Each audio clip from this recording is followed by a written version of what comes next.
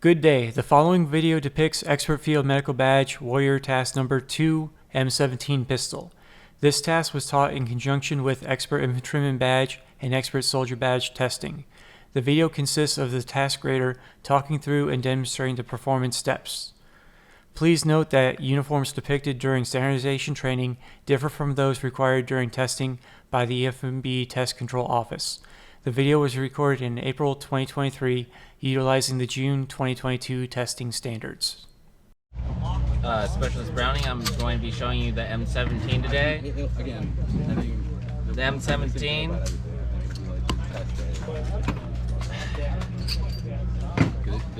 So you have 30 seconds to clear and disassemble the M17, and then you have 45 seconds to reassemble and function checks the M17. When you first pick the weapon up, go and point in a safe direction, put it onto safe, drop the magazine, let it free fall out of it, lock the weapon to the rear. You're going to inspect the barrel, the magazine well, and the bolt face.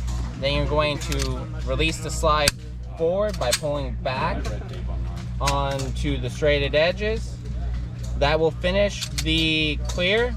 Then you can lock it back to the rear, push down on the action, and with control, pull it back, slide forward, and you have the receiver, the magazine, the recoil spring guide assembly, the barrel, and the slide assembly.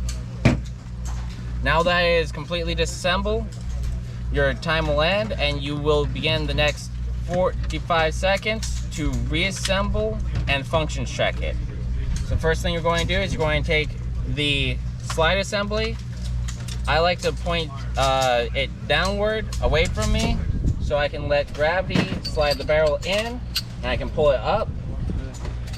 Then for the spring, you're going to have like a little stud up top and a flat disc on the bottom.